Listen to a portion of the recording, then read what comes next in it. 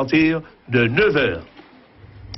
Notre dossier du vendredi, il est consacré aux tortues marines avec une première en Martinique. Des balises Argos ont été posées cette semaine sur 15 d'entre elles aux prêcheurs et aux anses d'Arlet.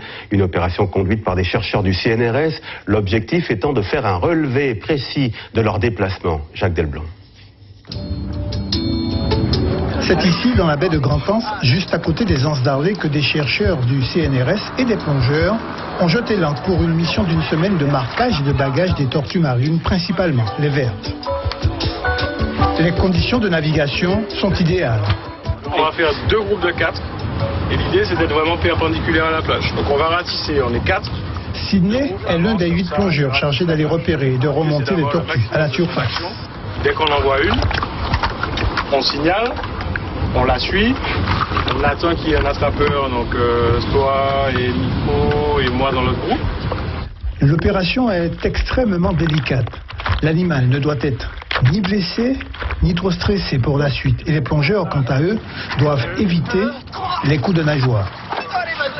Une fois dans l'embarcation suiveuse, la tortue est délicatement posée sur de la mousse, le temps de la transférer vers le catamaran, où se trouve l'équipe de chercheurs.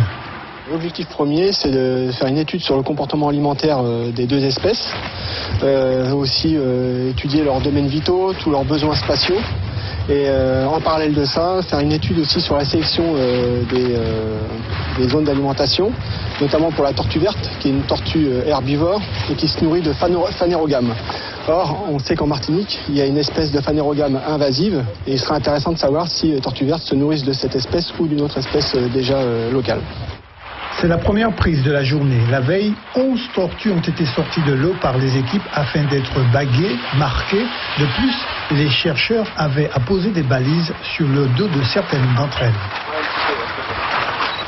C'est une balise Argos GPS, le GPS situé ici, ainsi que des capteurs de pression, capteurs de température et des capteurs, ce qu'on appelle les capteurs wet-dry, qui permettent de savoir si la tortue est dans l'eau ou hors de l'eau. Donc on aura des informations sur les déplacements verticaux et les déplacements horizontaux grâce au GPS. Donc toutes les informations recueillies sont envoyées via cette antenne Argos, qui est récupérée par les satellites, qui sont renvoyés ensuite sur Internet, qui nous permet d'exploiter les données par la suite. Le relevé des données signale également les anomalies. Ce dispositif assure une meilleure prise en charge des tortues, notamment lors des blessures.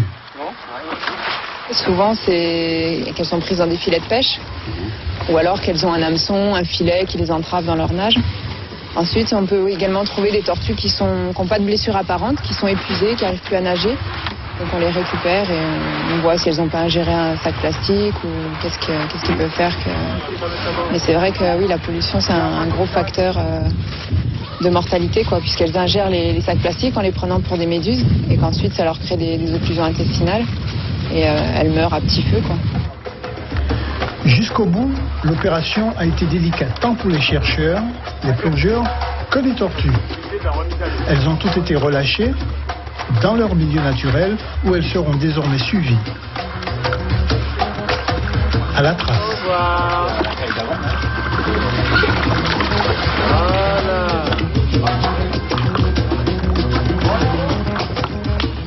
Voilà, c'est la fin de ce journal local et régional.